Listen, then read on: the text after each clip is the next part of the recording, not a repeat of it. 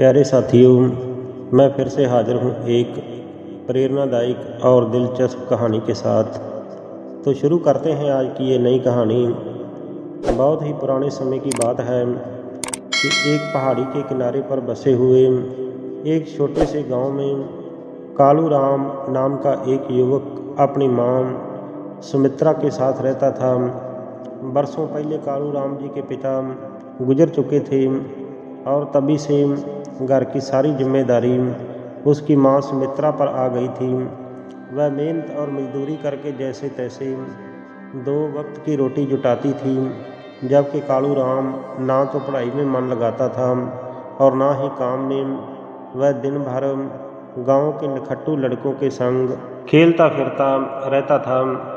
गांव के बड़े बुजुर्ग उसे अक्सर समझाते कि बेटा, वक्त रहते हुए तो सुधर जा, वरना जीवन में पछताएगा।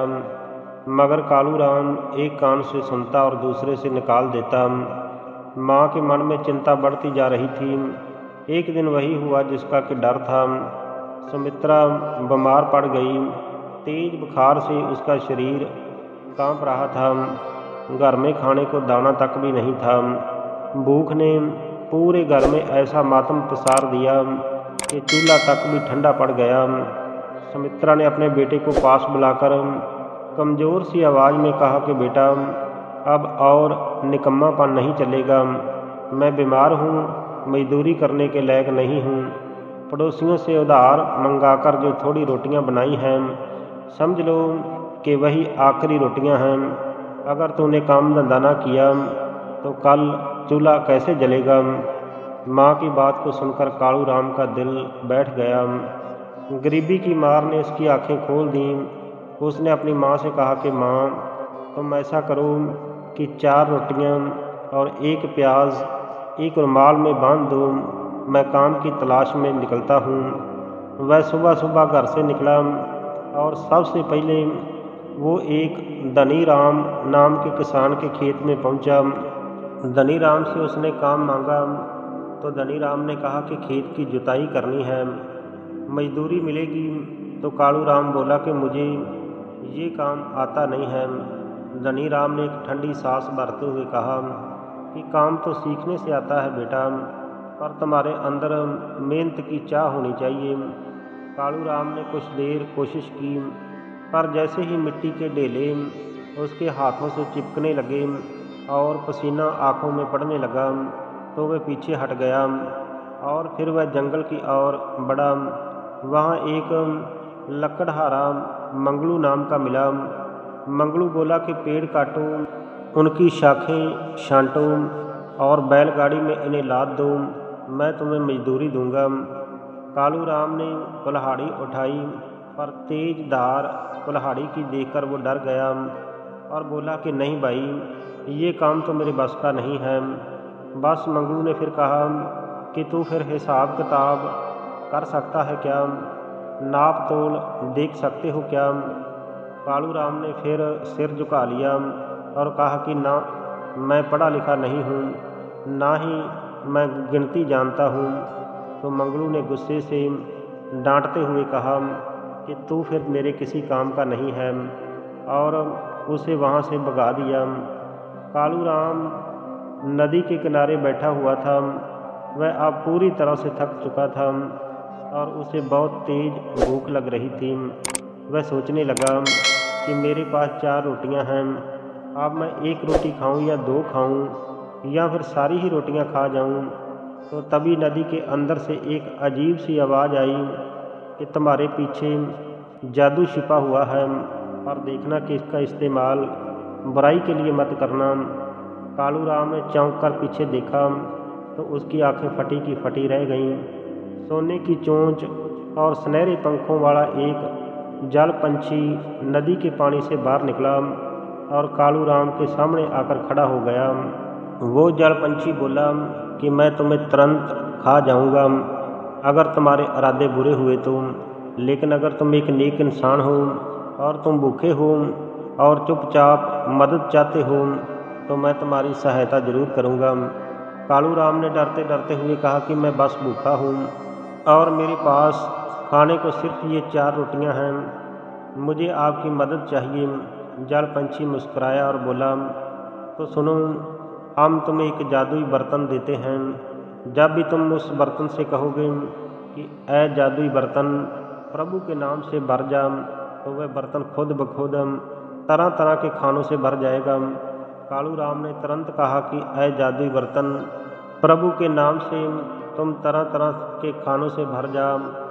जैसे ही उसने ये शब्द बोले तो बर्तन खुद ब खुद तरह तरह के खानों के साथ भर गया। कालू राम ने पहले भगवान को याद किया और फिर बैठकर पेट भर के खाना खाया। खाना खाने के बाद वह नदी के किनारे पर ही लेट गया और गहरी नींद में सो गया। शाम होने पर कालू राम उठकर पास के गांव की एक सराय में पहुंचा। सराय का मालिक बोला कि अगर वो यहाँ रुकना चाहते हो तो आपको किराया देना होगा। कालू राम मुस्कुराया और बोला कि सेठ जी, मेरे पास किराया तो नहीं है, लेकिन मैं आपकी सराय में ठहरे हुए सभी मुसाफिरों को खाना खिला सकता हूँ। मालिक हैरान हुआ पर मान गया। रात में कालू राम ने फिर वही मंत्र बोला। बर्तन में तरह तरह के गर्मा गर्म भोजन आ गए। सारे मुसाफिरों ने पेट भरकर खाना खाया। सब ने कालू राम को दवाएं दी। रात बीत गई, लेकिन सराय का मालिक सेठ सारी रात सोचता रहा कि ये कैसा बर्तन है जो बिना पकाए ही खाना दे देता है। आधी रात को वह चुपके से उठा और कालू राम का जादुई बर्तन उसने चुरा लिया। उसने उसकी जगह पर एक साधारण बर्तन रख दिया। सेठ ने उस बर्तन से कहा कि मेरे लिए तरह तरह के भोजन निकालो। जैसे सेठ ने ये शब्द बोला तो उस बर्तन के अंदर से 2 मुक्के बाहर निकले और सेठ की खूब पिटाई की। सेठ चीखने चिल्लाने लगा और उस बर्तन की मिन्नतें करने लगा।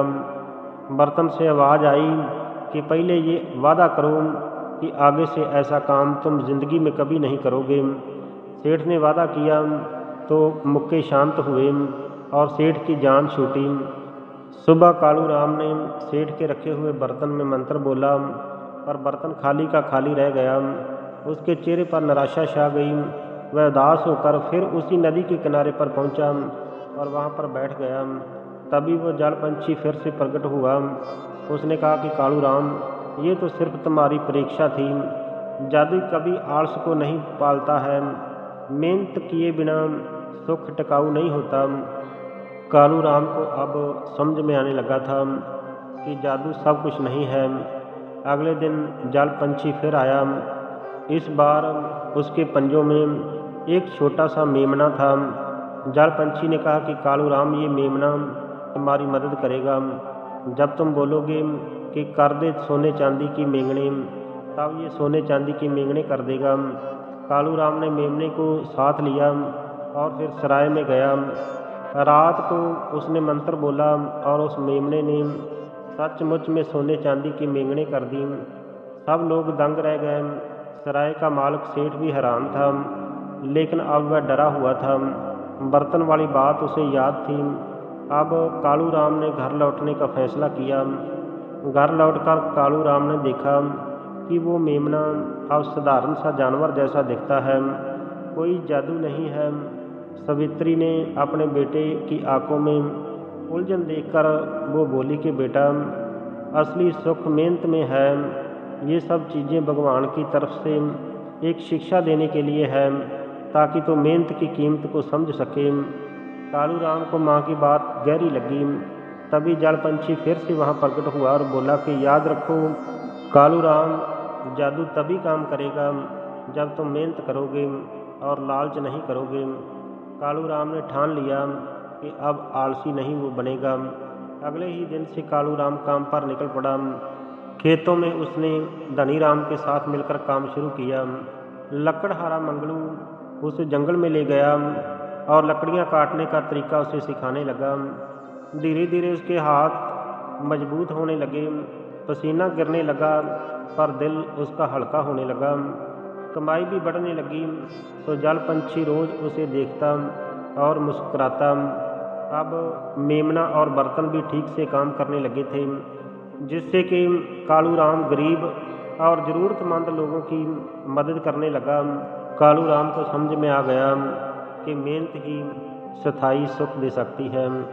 इस कहानी से हमें शिक्षा मिलती है कि मेहनत और ईमानदारी के बिना कोई स्थायी सुख या समृद्धि नहीं मिलती। जादू या आसान रास्ते केवल क्षण भर के लिए राहत दे सकते हैं, लेकिन जीवन में असली सफलता, संतोष और दूसरों की मदद करना मेहनत, धैर्य और नेक इरादों से ही संभव है। लालच और आलस्य से केवल संकट बढ़ता है। मेहनत ही जीवन में स्थायी सम्मान और सुख दे सकती है। अगर आपको ये कहानी पसंद आई हो और आप ऐसी और भी जादुई और प्रेरणादायक और रोमांचक किस्से कहानियाँ सुनना चाहते हैं तो कृपया हमारे चैनल को सब्सक्राइब जरूर करें और हमारे साथ जुड़े रहें इस अद्भुत यात्रा में। आप सभी का बहुत बहुत धन्यवाद।